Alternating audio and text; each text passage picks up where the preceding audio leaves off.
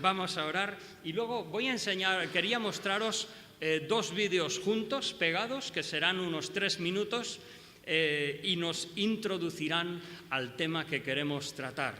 El tema que queremos tratar en esta mañana, sinceramente, es un tema al cual me acerco con temor y temblor, sabiendo que es delicado, sabiendo que es muy sensible, pero al mismo tiempo con la plena convicción de que nosotros, como pueblo de Dios, no giramos la cara a los problemas profundos de nuestra sociedad que aún nos pueden afectar. Entonces, queremos tratar el tema del matrimonio y del divorcio. Entonces, veremos un vídeo un poco en tono distendido y otro. Los dos son dos videoclips de dos telediarios. Bueno, uno es del Intermedio, este programa de La Sexta, y luego es de unas noticias de Castilla y León. Pero vamos a tener una oración primero, vamos a orar. Señor, venimos a ti, Padre, continuamos en oración, aunque oramos, alabamos tu nombre y ahora abrimos tu palabra, pero nuestro corazón, Señor, está abierto a ti. Desea tener comunión contigo, desea, Padre, conocer de ti, desea que tu Espíritu nos llene, grabe en nuestros corazones tu palabra, nos transforme de gloria en gloria, de fe en fe, y podamos, Padre, ser luz en este mundo donde tú nos has puesto. Pedimos tu bendición en la exposición de tu palabra en el nombre del Señor Jesús. Amén. Pero la crisis también tiene sus cosas buenas. Gracias a la difícil situación económica han proliferado varias páginas de descuentos online, donde se pueden encontrar ofertas tan golosas como la que ofrece la posibilidad de divorciarse por solo 199 euros. Un 57% menos de lo habitual. El precio incluye la demanda de divorcio de mutuo acuerdo, los gastos del procurador y todos los trámites necesarios. Es un auténtico chollo. Por 200 euros puedes divorciarte y celebrarlo comiéndote una hamburguesa de McDonald's. Lo único que tienes que hacer es entrar en la página web, comprar el cupón de divorcio y canjearlo en un periodo máximo de 6 meses. Ah, y también existe la opción de regalarle el cupón a un amigo. Así seguro que quedas bien. Pero si quieres quedar mejor, regálaselo a tu mujer. En realidad es como los cupones de depilación láser. Solo que depilarte es mucho más doloroso que un divorcio. Lo digo por experiencia. Mencionar que esta oferta es completamente real y que se puede encontrar en Internet. Es difícil resistirse a ofertas tan económicas, sobre todo cuando en el anuncio utilizan una retórica tan atractiva como esta. Antes de que tu matrimonio arrase tu hogar y haya más tensión en casa que entre Palestina e Israel, lo mejor es disolver vuestra unión. No exageremos. La mayoría de los matrimonios no son tan conflictivos como la relación entre Palestina e Israel. Nadie tiene la respuesta de por qué la gente se separa más que hace un año. Porque no hay dinero. Será porque trabaja la mujer y entonces ya es más libre. Hay motivos mucho más fuertes que la crisis. Por temas de trabajo, tema de maltratos. Para muchos, una de las causas es la recuperación económica porque separarse sale caro, pero también influye que la mujer dependa económicamente de sí misma. Cada vez hay menos dependencias, por ejemplo, económicas entre las dos partes. Y eso hace que la mujer tenga más margen de movimiento para poder salir de la relación, ¿no? La gente prioriza más el valor económico que hay en casa. Prevalece el egoísmo. Aunque también es lo romántico lo que se desvanece. Creo que la principal causa de separación y del divorcio es la falta de amor. Es como que hay un distanciamiento emocional y afectivo que repercute dañando la relación, ¿no? La fusión de estos factores económicos y sociales es el origen de que 24.000 divorcios el año pasado se transformen en 27.000 este año. Como digo, solamente de Castilla y León. Quisiera tratar el tema del divorcio en esta mañana, algo que nos toca, algo que forma parte del mundo en que vivimos y algo que a veces también tristemente en queridos amigos, queridas personas que tenemos cerca de nosotros también afecta. En el vídeo se habla de motivos, por una parte cuestiones económicas, periodos de precariedad, de bonanza, mayor libertad de la mujer por su inserción en el mundo laboral, a veces el tema de los abusos, otras veces la cuestión de trabajos. Pero todo eso en realidad son cuestiones accesorias porque en realidad, como decía al final BAT 2, esa falta de amor, ese distanciamiento que, como dicen ellos, repercute dañando la relación. Las razones que dan nuestros periódicos, diferentes páginas web que hablan que hacen estos análisis estadísticos de encuestas, hablan de infidelidad, de smartphones que delatan una forma de hablar de uno de los cónyuges de una forma indecorosa con una tercera parte.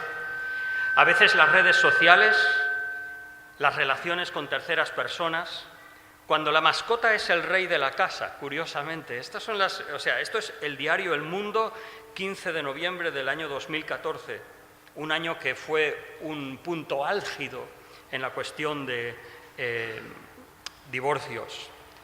Otro motivo es demasiadas suegras. Atención a terceras partes introducirse demasiado indebidamente en la intimidad y la unidad familiar del matrimonio. Otras veces sectarismos, falta de higiene, incluso lujo no compartido. Algunas páginas femeninas, he de decir, dicen, por ejemplo, falta de respeto mutuo, falta de identidad como individuos únicos. Esto es interesante porque realmente parece que es la búsqueda por la propia individualidad que al final acaba haciendo una ruptura, un control excesivo, una pérdida de la intimidad, incapacidad de resolver conflictos. En otra página presenta una encuesta y dice celos e infidelidad, aburrimiento, un amor débil extinguido, fin de la pasión. Esto me llama la atención porque, claro, el enamoramiento es una euforia emocional que como mucho dura 2 años. Eso está absolutamente comprobado. Pero es que un matrimonio no es solamente una cuestión de pasión. La pasión quizás es una parte fisiológica, también emocional, también involucra toda nuestra persona. Pero claro, nosotros creemos que es más que eso, un matrimonio. Falta de comunicación, intolerancia, crisis personales, incompatibilidad en la convivencia, un mal punto de partida, competencia profesional. La realidad es que en La Vanguardia, 11 de mayo del 2016, el año pasado, decía que se producen casi 7 rupturas por cada 10 matrimonios. O sea, casi un 70% de los matrimonios se rompen. Curiosamente, un ratio muy superior a la media europea que no llega a 5. ¿Qué nos pasa en España? Otros datos curiosos. Cada 5 minutos se produce una ruptura matrimonial en España. Esto es el diario El Español, 11 de mayo de 2016. Al día se separan 294 parejas, afectando a 267 hijos, de los cuales 232 son menores. Si contamos desde 1965, según el diario El País, 14 de septiembre del 2016, ha habido un descenso de matrimonios, de celebración de matrimonios, de un 56%. O sea, un descenso mayor que en el resto de la Comunidad Europea. La Vanguardia también nos dice que desde el año 2001 el número de parejas de hecho, o sea, una unión, digamos, alternativa a lo que es el matrimonio, el número de parejas de hecho se ha triplicado. 1 de cada 7 hogares son formados por una pareja de hecho y 4 de cada 10 nacimientos tienen lugar en hogares cuyos padres no están casados.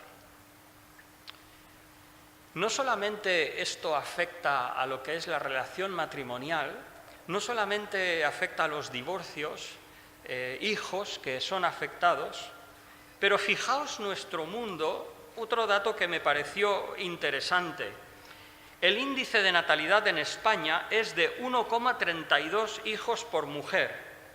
Llevamos 35 años, esto otra vez es La Vanguardia, 11 de mayo del 16, llevamos 35 años donde estamos por debajo de suplir un reemplazo generacional. Faltarían 719 nacimientos al día para lograr un reemplazo generacional, o sea, 260.000 bebés más al año. En Asturias, Canarias, Galicia, el índice de fecundidad o de natalidad apenas llega a un hijo por mujer. Os voy a leer la cita de Eduardo Hertfelder, presidente del Instituto de Política Familiar.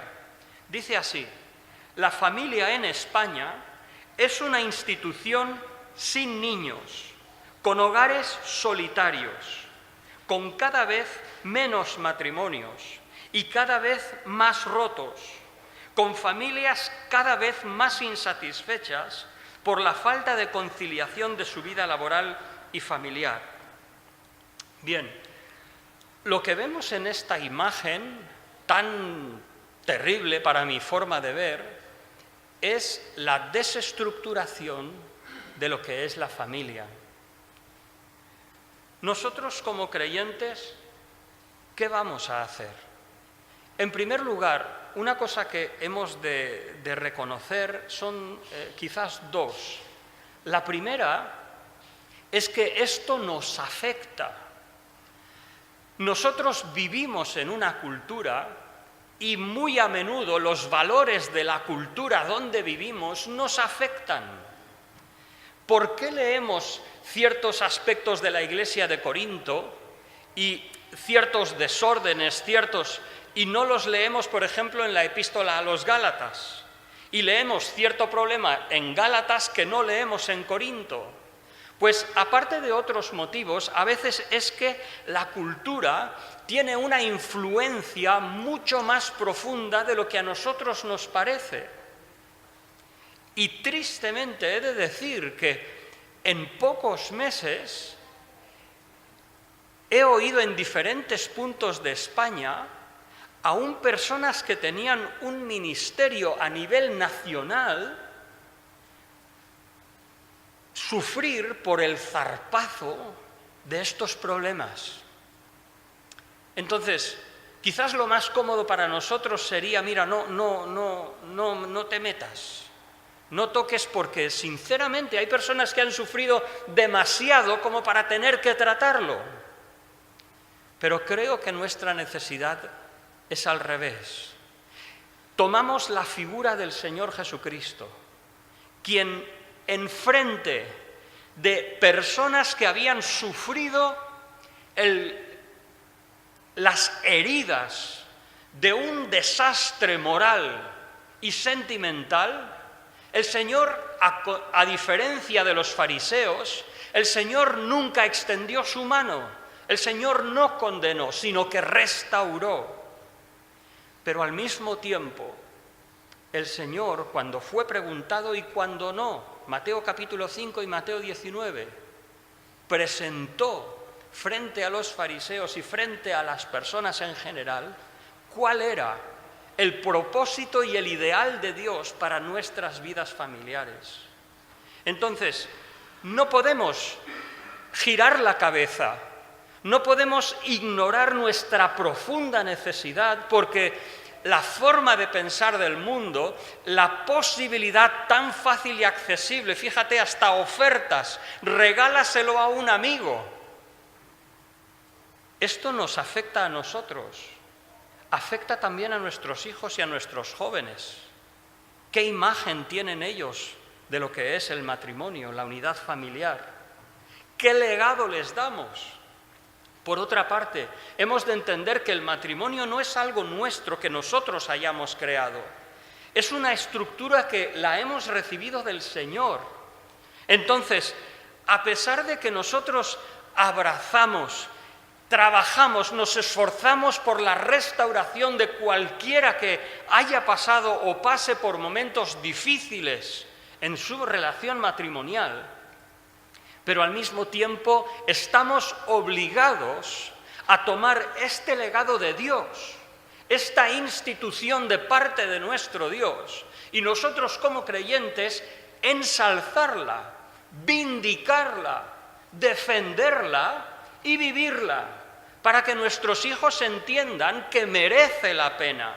Es cierto, el mundo, como dice los falsos maestros, dice 1 de Timoteo capítulo 4, irá de mal en peor, engañando y siendo engañados. Pero Pablo dice a Timoteo, pero tú persiste en lo que has aprendido. Entonces, en esta mañana tomamos esta realidad de nuestro contexto, no para alzar nuestro dedo acusador, pero primero para vindicar delante del Señor, para reconocer delante de Él cuál es su propósito, y también para que nuestros hijos, nuestros jóvenes, tengan claro lo que Dios puede darles.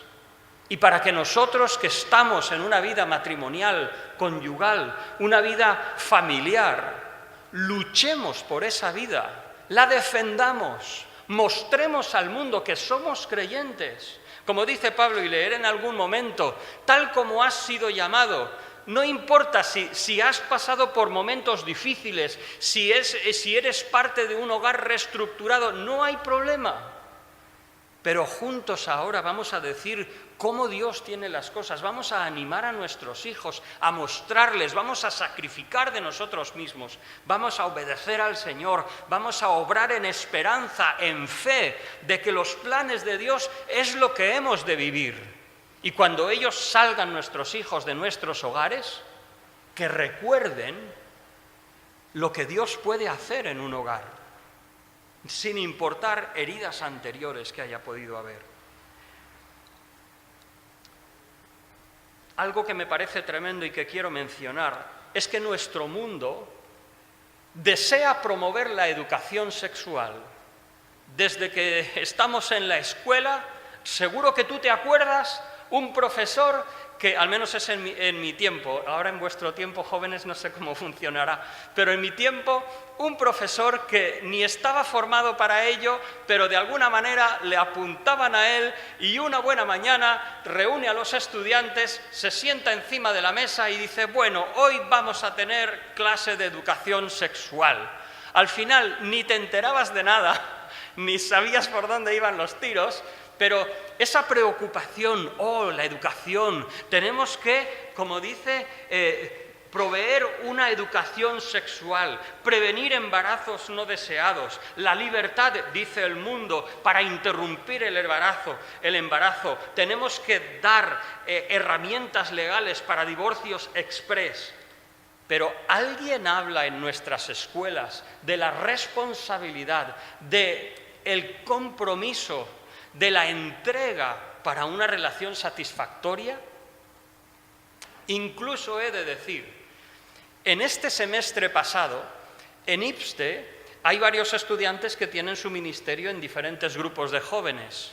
Varios de ellos se vieron en la necesidad de dar orientación sexual, dentro de lo que es el mundo cristiano, el contexto cristiano, orientación sobre su identidad sexual y cómo manejar esas cosas como creyentes. ¿Por qué? Porque nuestra sociedad está tan erotizada que es una olla a presión en la generación adolescente y joven. Y parece que, no es el sí vas a satisfacer, sino es como una olla a presión que necesita salir por alguna válvula, por algún sitio, y tú haces lo que puedas por contener esa riada casi imposible de sujetar. Pues bien, en esta mañana lo que queremos es tratar este tema, muy brevemente. Antes, generaciones anteriores, o nosotros, yo me incluyo, cuando era pequeño, parece que las personas lo que necesitaban era casarse y la sexualidad y otros temas eran tabú. En nuestros días es cierto que esos temas merecen respeto e intimidad, merecen un cuidado y una moderación, tal como la Escritura lo expresa.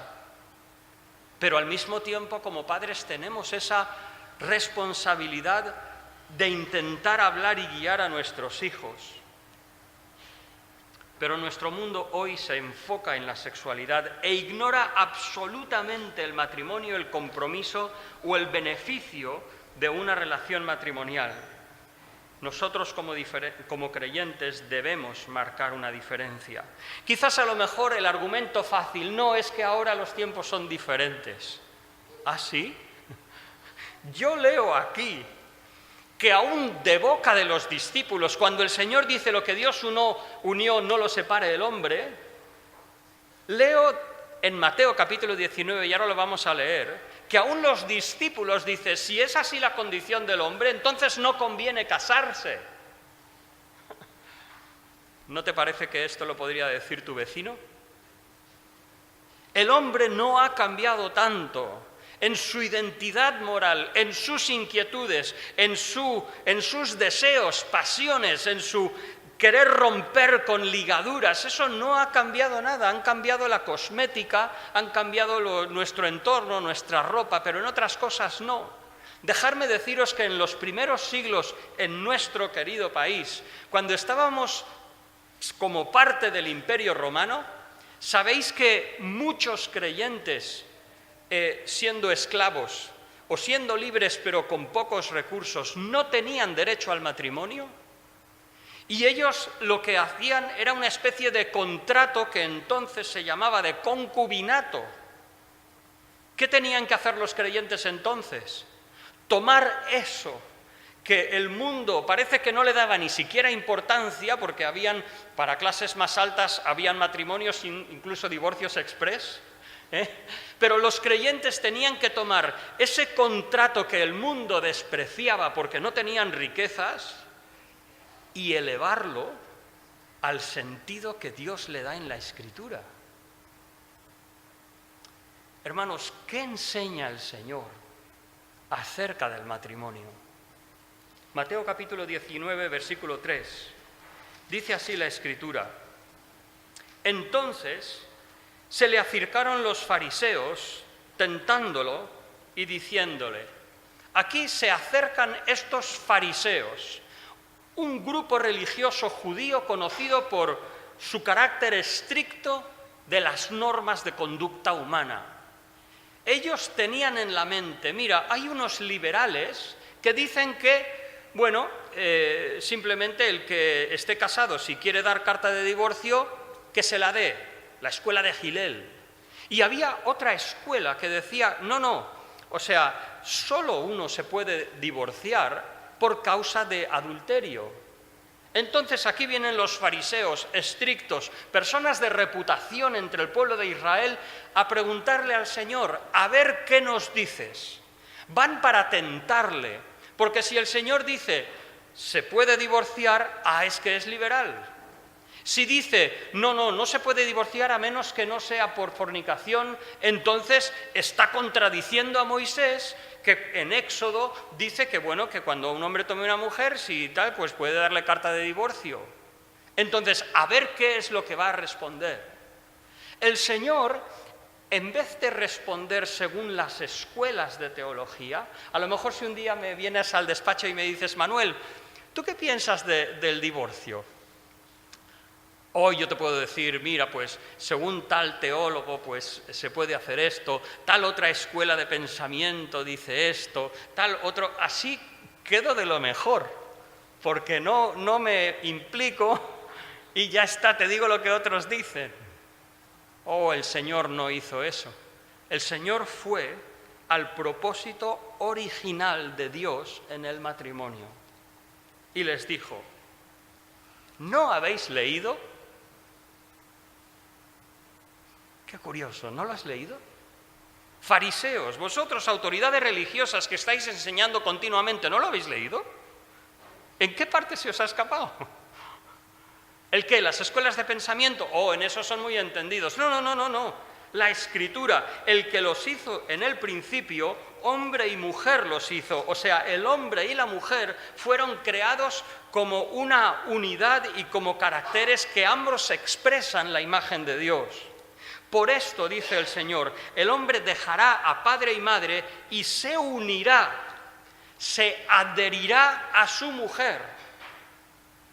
y los dos serán una sola carne. Así que ya no son más dos, sino una sola carne. O sea, hay una relación que prevalece, que es superior a la relación filial, y es cuando tú tomas una esposa o un esposo. Así que ya no son más dos, sino una sola carne. Por tanto, lo que Dios unió, no lo separe el hombre. Le dijeron, ¿por qué pues mandó Moisés darle carta de divorcio y repudiarla? Jesús les dijo, por la dureza de vuestro corazón. Moisés os permitió repudiar a vuestras mujeres, pero al principio no fue así. O sea, esto es el Antiguo Testamento, está repleto de momentos, de ocasiones y de acciones que Dios toleró, lo dice Hechos 17 con toda claridad, Dios toleró porque el hombre todavía estaba sumido en su ignorancia y en su dureza de corazón. Pero ahora Jesús estaba expresando al Padre con toda claridad. Yo os digo, cualquiera que repudia a su mujer, salvo por causa de fornicación, y se casa con otra, adultera, y la que se casa con la repudiada, adultera. Le dijeron sus discípulos, si es así la condición del hombre con su mujer, no conviene casarse. Si dependiera de nosotros, probablemente podríamos decir lo mismo. Pero el creyente del Nuevo Testamento, lo iba a dejar para después, pero no. El creyente del Nuevo Testamento es una persona diferente. ¿En qué sentido? En el Antiguo Testamento, los creyentes tenían la palabra de Dios, tenían la ley, lo que Dios quería en una forma rudimentaria. De vez en cuando, ocasionalmente, y casi puedo decir excepcionalmente en el rey y en algunos profetas, tenían la presencia del Espíritu Santo en sus corazones. En el Nuevo Testamento es diferente. Cuando Cristo muere en la cruz, cuando la salvación ha obrado, como dice Primera de Pedro, todas las cosas que pertenecen a la vida y a la piedad nos han sido dadas por medio de su divino poder.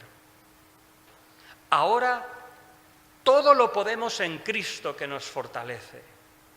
Ahora tenemos el Espíritu Santo de Dios en nuestro corazón y lo que antes no podíamos hacer por la debilidad de nuestra naturaleza caída, ahora por la presencia del Espíritu de Dios en el corazón del hombre, somos capaces de arrepentirnos, de reconocer nuestros errores.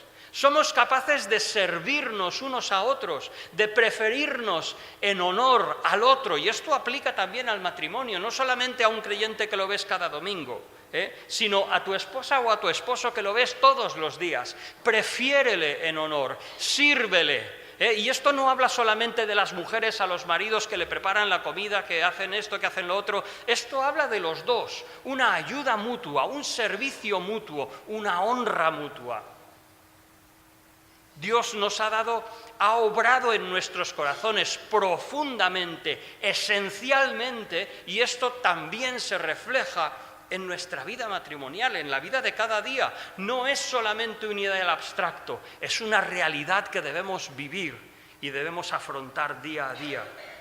Si es así la condición del hombre, dijeron sus discípulos, no conviene casarse.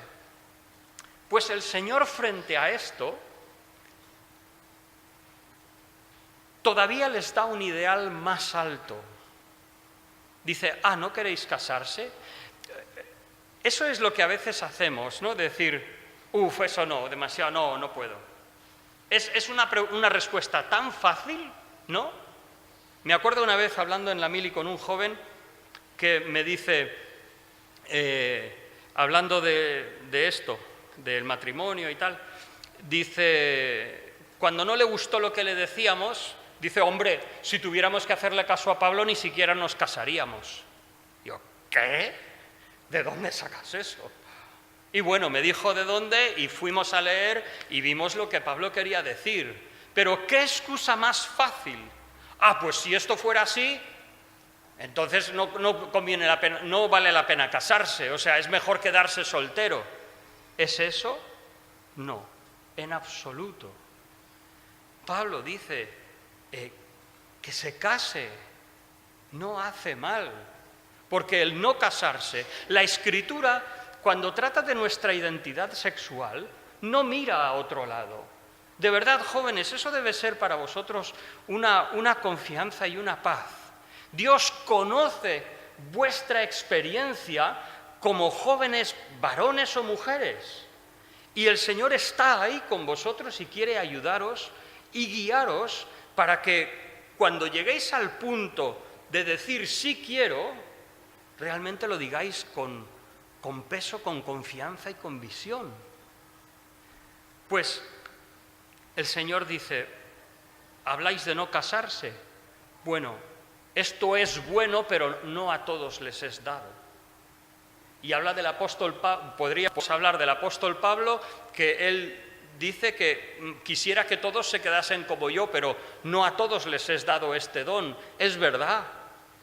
¿Por qué pretender la Iglesia Católica cómo luchó hasta que el siglo VIII no consiguió imponer esa obligación espantosa que causó tantos desórdenes en monasterios, en la curia, por siglos, del celibato impuesto a todos los supuestos sacerdotes? Eso no es bíblico.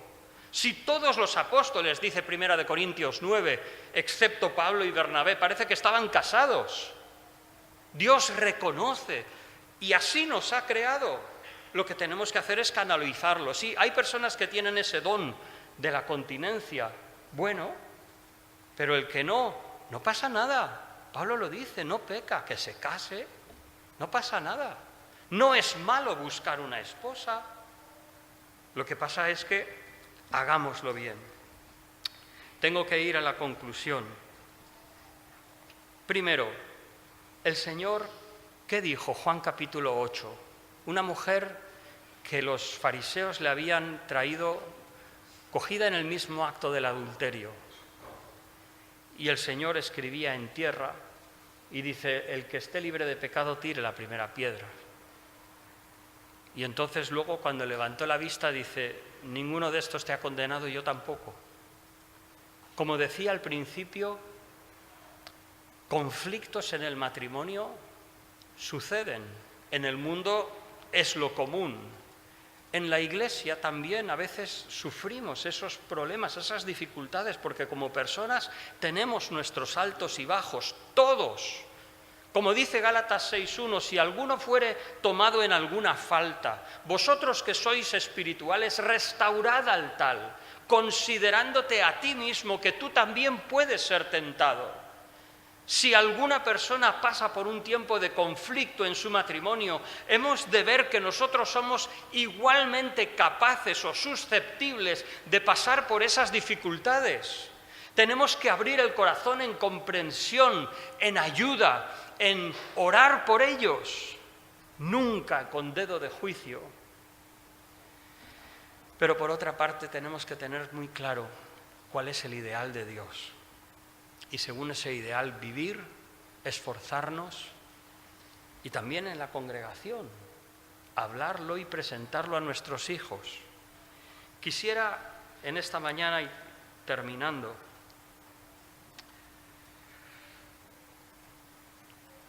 decir, hagamos realidad eso de que la congregación es un hospital, no de paliativos, sino de curación y restauración. A veces nos encontramos, de hecho es que en otra iglesia fuera de aquí, vino a mis oídos mi teléfono y me pidieron una situación parecida, un hogar desestructurado con ya hijos de varios matrimonios y que ahora decide partir peras y cada uno por su lado, cada uno poner tierra de por medio y tal. ¿Y qué? Y los dos son miembros de iglesia y no pasa nada. Algo tenemos que hacer. Algo tenemos que hacer. Por supuesto, abrir nuestros brazos, ayudar, esforzarnos por restaurar las heridas, heridas de conflictos, falta de comunicación, falta de respeto a veces, por supuesto, pero al mismo tiempo tenemos que decir, ¿es lícito divorcio por cualquier causa? No, no, no. En primer lugar, bueno, una cosa más, perdón. El divorcio es una tragedia moral. No debe ser tomado como el pecado imperdonable, ni muchísimo menos. Según casos veremos qué limitaciones pueden tener en lo que es la vida de la Iglesia, pero no es el pecado imperdonable.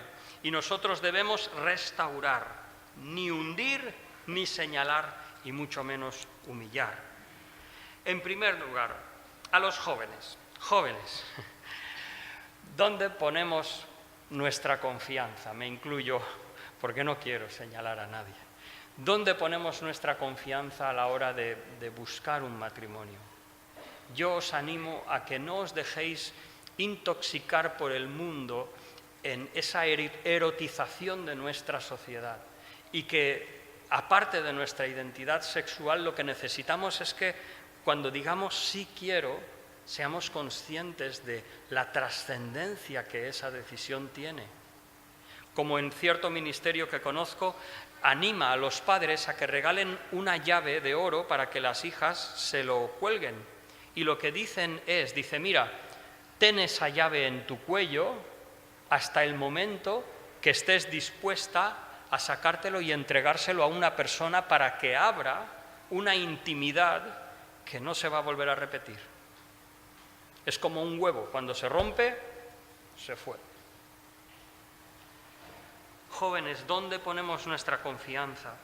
En primer lugar, trabaja tu carácter y tu persona, trabaja tus relaciones sociales. Seamos jóvenes, permitidme que diga esto, seamos jóvenes amables, buenos conversadores.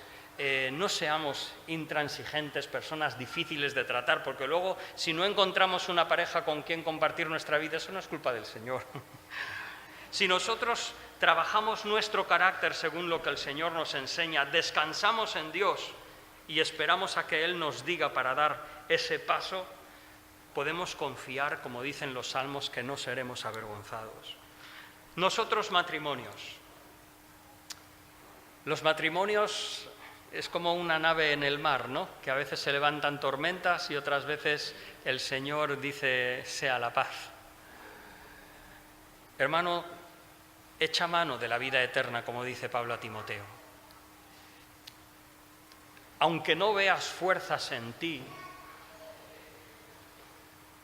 busca a Dios y con las fuerzas del Señor provee para que tu matrimonio no solamente resuelva momentos difíciles, sino que esté muy por encima de eso. Que logremos llevar nuestros matrimonios con la suficiente energía, la suficiente llama entre nosotros, que mostremos al mundo que el matrimonio, algo que Dios nos ha dado, merece la pena. No caigamos en esas bromas que a veces, como dice, entre broma y broma la verdad asoma. No caigamos en esas bromas, en fin. Crezcamos en la esperanza. Quizás familias que nos podamos encontrar, que puedan entrar por esa puerta, o familias que conocemos. Recuerdo una vez que nos encontramos, mi esposa y yo, con una pareja y ambos habían sufrido una ruptura, una crisis. Luego, esto fue hace años en un curso que estaba haciendo. Y el impacto que eso te produce, ¿no? A veces piensas, cuando éramos jóvenes en el grupo, un grupo de 25, 30 jóvenes, y alguno de los jóvenes pues que se aparta del Señor y luego su familia entra en despeñaderos y se rompe y tal, y cómo te duele, Pues bien, como dice Pablo, en el estado en que el Señor te llame, cualquiera que sea, permanece. Si hay alguna persona que ha pasado por momentos difíciles, crisis, rupturas, bueno, vamos a restaurar. Vamos a mirar al Señor para curar esas heridas. Vamos a nunca perder de vista el ideal que Dios tiene y en la medida que podamos vamos a restaurarlo. Y juntos, porque todos somos hijos de Dios, caminaremos hacia el Señor. Siento que me he alargado un poco más de lo que estaba pensando, pero vamos a cantar una alabanza y después he repartido unas hojas por si alguien tiene alguna pregunta concreta que Javier Vares, bueno, hay alguien que recogerá, se recogerán las preguntas e intentaremos responder con la sabiduría que el Señor nos dé y con su palabra sobre todo,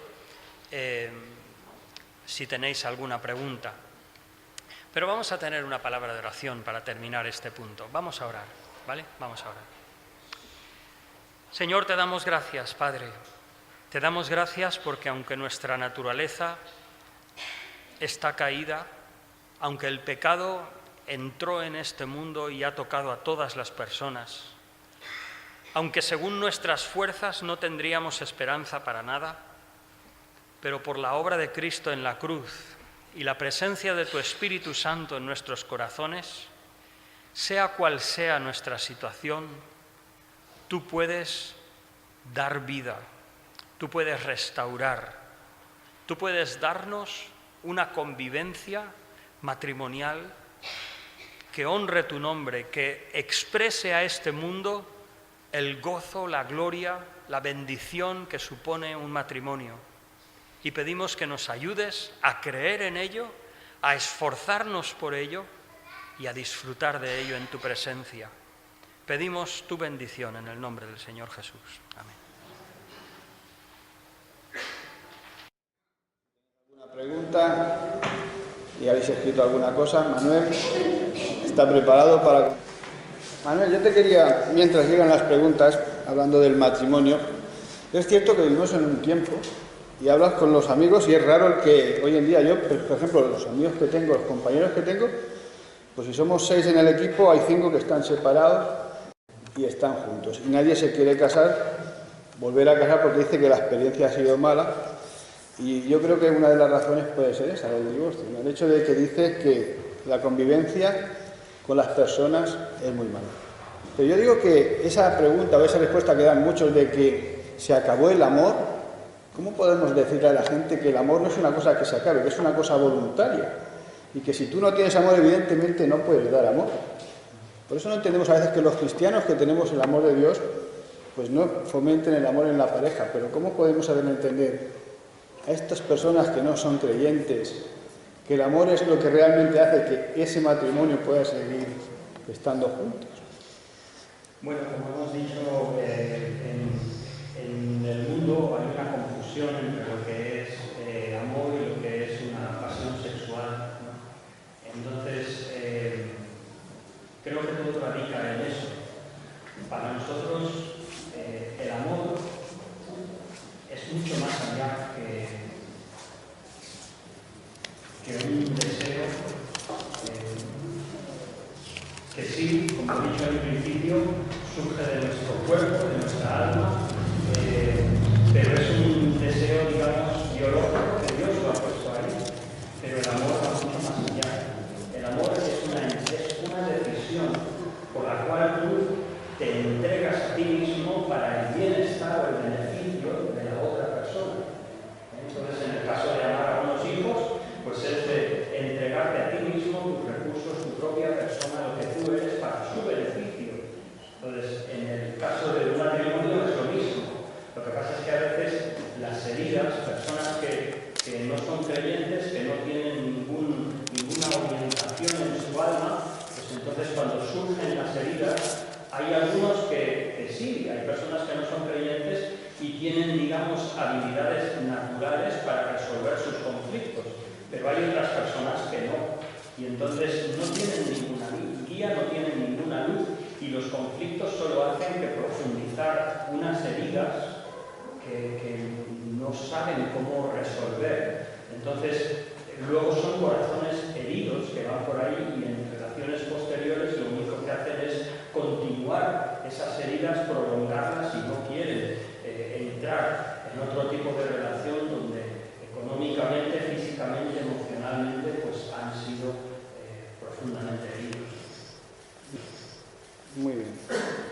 Tengo aquí varias preguntas, pero bueno, hay unas cuantas, no te voy a hacer todas. Aquí, por ejemplo, esta. Dice, ¿el Señor puede transformar y restaurar un matrimonio que aún no conoce a Dios?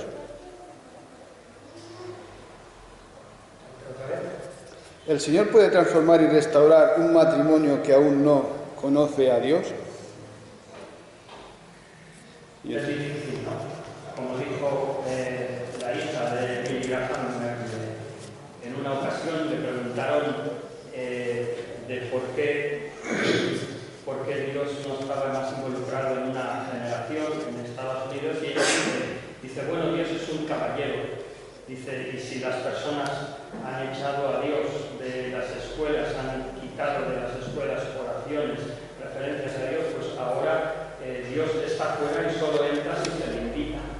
Entonces, si Dios puede restaurar un matrimonio que no conoce a Dios, es muy difícil. Es muy difícil. A lo mejor ellos, por sus habilidades naturales, por un buen consejo de un amigo, pueden mejorar, pero si estamos pensando en una obra de Dios que cure un corazón, será porque la persona se acerca y conoce a ese Dios. Dios no entra, sino Él está a la puerta y llama. Si alguno oye mi voz y abriere la puerta, entraré a Él, cenaré con Él y conmigo. Muy bien. Esta pregunta hace mención de una cosa que suele pasar bastante, pues se da bastante en algunas iglesias. ¿Es seguro que un matrimonio donde uno de los cónyuges no es creyente pueda funcionar? ¿Y pueda ser causa de divorcio? Sí, yo entiendo que sí, que puede funcionar. Claro, el orden que yo aconsejo a los jóvenes, porque entiendo que así se desprende de la palabra, es que cuando tú buscas a una persona para compartir con él o con ella tu vida, primeramente buscas una unidad espiritual, también luego una unidad intelectual y cultural, y luego, por supuesto, también una afinidad física. No te gusta casarte con alguien que te guste, creo que eso es muy obvio, ¿no? Pero la unidad espiritual es lo primero. Ahora bien, a veces sucede que alguien pues decide unirse en matrimonio con alguien que no es creyente, o a veces sucede que un matrimonio que no es creyente, uno se convierte, o lo que sea, y entonces hay un área en la vida que no comparten, ¿no? Entonces, ¿puede funcionar? Sí. Es como decir, ¿puede un coche funcionar con 3 ruedas? Sí. Sí, estará limitado, ¿no? Hay unas áreas que no puede compartir y será vulnerable, ¿no? Porque a veces puede haber áreas, como cuando crecen los hijos, ¿qué hacemos con los hijos? ¿Los llevo a la escuela dominical o no? O hago esto o lo otro. A veces decisiones pueden crear un tipo de conflicto, entonces sí puede funcionar, aunque habrá cosas que habrán que tratar. Lo que oramos es que el matrimonio, los dos vengan a la fe y compartan ese área y esa fe. Esto viene mayormente, me imagino que serán a los jóvenes de hoy en día, que hoy en día es diferente, como decías tú, no tenemos una edad, pero bueno, esto se ha dado y ahora se da más. Dice, ¿qué dificultad habría si uno de los miembros ya perdió la virginidad antes del matrimonio, a la hora de casarse? ¿Es una dificultad? Otra vez, mira, claro, ¿cuál fue el propósito de Dios en un principio? ¿No? El legado del Señor acerca de la institución del matrimonio fue una. Entonces, cuando por una mala decisión, por un error, por un momento de ofuscación, alguien toma una decisión equivocada, lo que no podemos decir es, no, aquí no ha pasado nada, no importa. No, sí que importa, o sea, son cosas que no se pueden tapar. quizás la mejor, como dice y enseña la Escritura, sería cuestión de edificar sobre la verdad. Entonces, en ese matrimonio, si se ha formado o si se va a formar, pues que eso esté patente, que sean conscientes, pero luego, como hijos de Dios, creemos en la restauración y creemos, como dice la Escritura, que me harás olvidar de los pecados de mi juventud. Y eso sucede. O sea, llega un momento de que la obra restauradora de Dios es tan poderosa, ha transformado tanto nuestras vidas y nuestros matrimonios, que de nuestros pecados pasados ya es que tenemos que hacer un esfuerzo en recordar, porque es que se ha olvidado todo, toda esa herida y todo ese dolor y todo eso que no estuvo bien. Entonces, en este caso, bueno, es un pequeño problema, es un pequeño hándicap, es una cuestión de que no será tan fácil de borrar, sobre todo en los primeros años del matrimonio, pero otra vez, con nuestras heridas y nuestros errores, vamos al Señor para que la sangre del Señor Jesús nos limpie y, como dice el Salmo 119:9, con guardar la palabra del Señor limpiaremos nuestro camino, y eso tendrá menos y menos relevancia en ese momento. La última pregunta, y ya que está un poco también respondida, es: cuando hablamos de restauración, ¿de qué manera práctica como iglesia o creyente podemos ayudar a restaurar? Bueno, veniros al retiro. El día 17 al 19 de noviembre hay un retiro acerca de cómo apoyarnos mutuamente, cómo estrechar nuestros lazos, edificarnos mutuamente. Entonces, veniros al retiro. Vendrá Oliver y Sigrid P., dos hermanos de la Asociación Bernabé, profesores de IPSTE en consejería, y ellos nos dirán mejor. Ahora bien, en cuanto a mi respuesta, hay cosas que debemos dejar a los especialistas. Cuestiones morales, familias desestructuradas o reestructuradas merecen respeto, merecen su propia intimidad. Entonces, como congregación, ¿qué podemos hacer? Saludar con el mismo respeto, con el mismo cariño, con el mismo afecto, como si eso no existiese, porque no nos toca a nosotros. Bastante tiene, si alguien pasa por un conflicto, bastante tiene como para que nosotros hagamos cualquier cosa por recordar.